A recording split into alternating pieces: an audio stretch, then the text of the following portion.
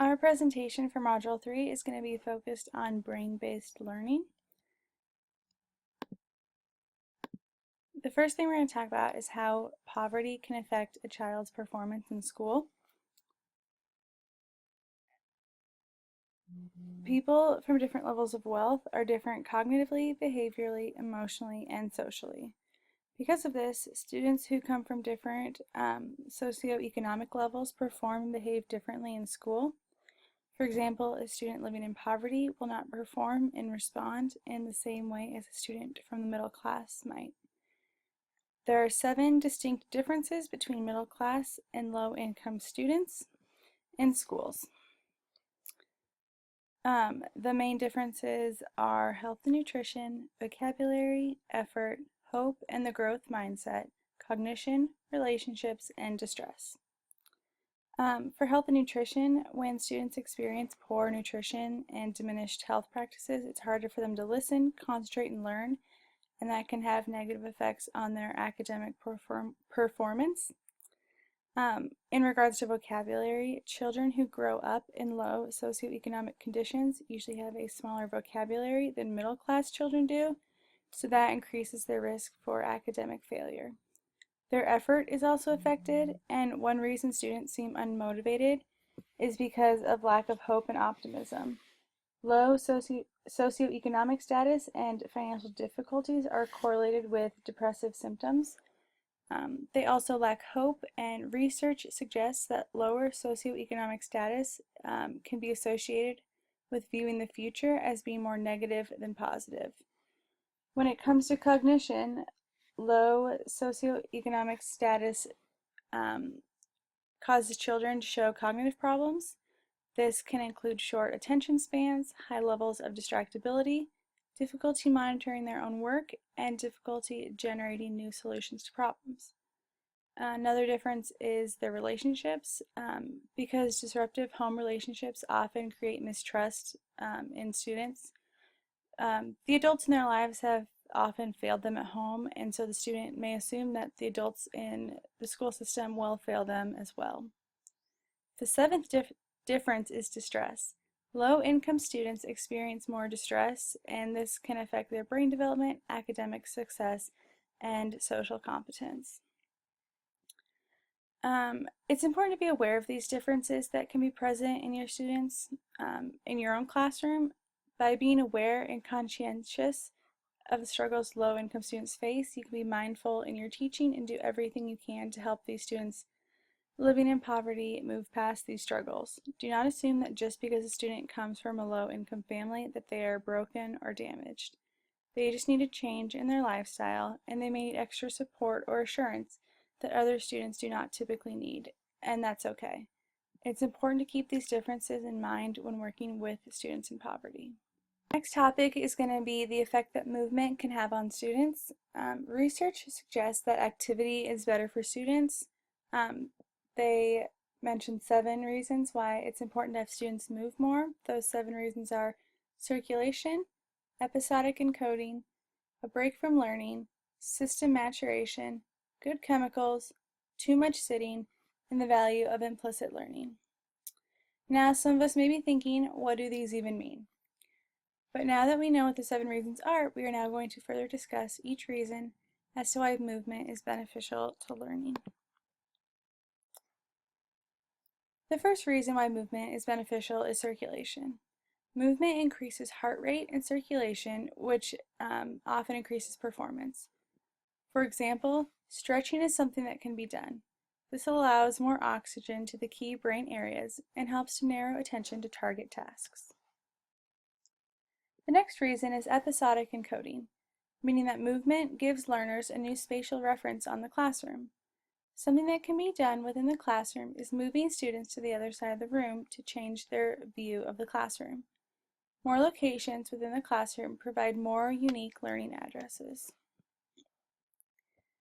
It's also important for students to have a break from learning, because our brains are designed to learn short bursts of information followed by time to process that information.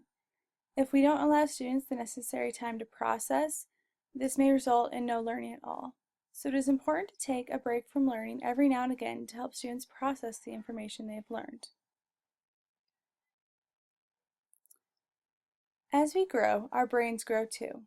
As students grow, the brain goes through a massive change as well, starting with pruning, which is the elimination of existing synapses, neurogenesis, which is the growth of new brain cells, and myelination, the strengthening of existing neural pathways. As the brain is going through big changes, this results in an even greater reason as to why students need a break from learning. Within our brains, there are things called good chemicals, which can be triggered by certain kinds of movement. The first good chemical is noradrenaline, which is the hormone of risk or urgency. This chemical is triggered through activities such as relay races, public speaking performance, and competitions. The second good chemical is dopamine, and that's a neurotransmitter which produces good feelings. This chemical is triggered through positive social bonding and celebrations. Both of the chemicals are beneficial because they help to energize and wake up students. It can also be a fun way to incorporate learning and at the same time improve the information storage. Too much sitting can have a negative effect on students' physical and mental self. Students that sit for most of the day run the risks of poor breathing, strained spinal columns, lower back nerves, poor eyesight, and overall body fatigue.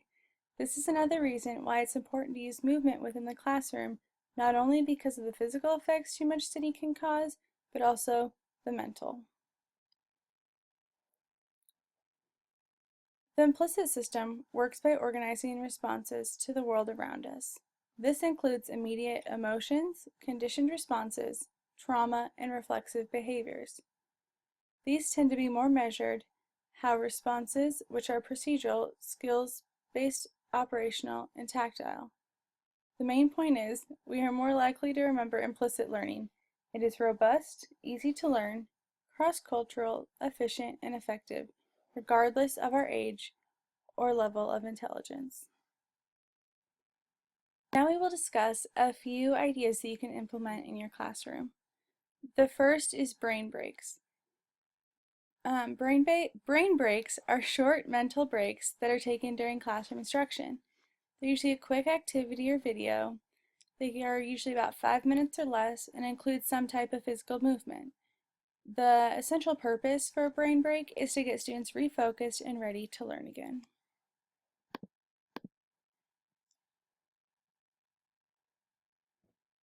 GoNoodle is an awesome website with tons of interactive and informative brain break activities for students. The 4 GoNoodle brain break categories that stood out to me the most were Think About It, Brainercise with Mr. Catman, Zumba for Kids, and Fresh Start Fitness. These categories all provided short videos that students would find entertaining as well as informative.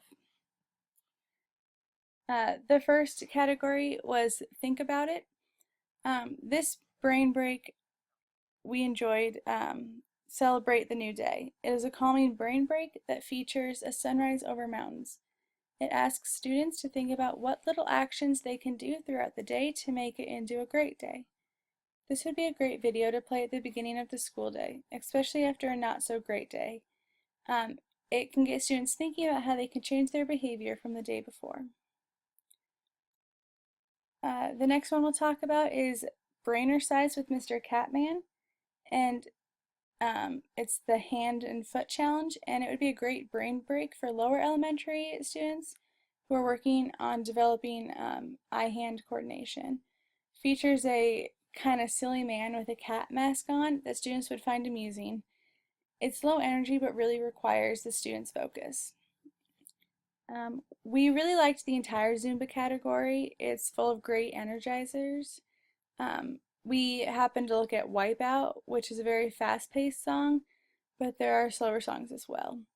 The Zumba category features 3 or 4 minute dances that are not only fun and a good aerobic workout, but will get all of their wiggles out as well. On the slide is a video of a mix-up of several of the Zumba songs. The last one we'll discuss is the Fresh Start Fitness videos. They're a great way to incorporate exercising in the classroom. The Brain Break Rockout focuses on tuck jumps, lunges, and teaching kids how to cool down once they are finished. The final thing we're going to discuss is why it's important to build a positive school climate.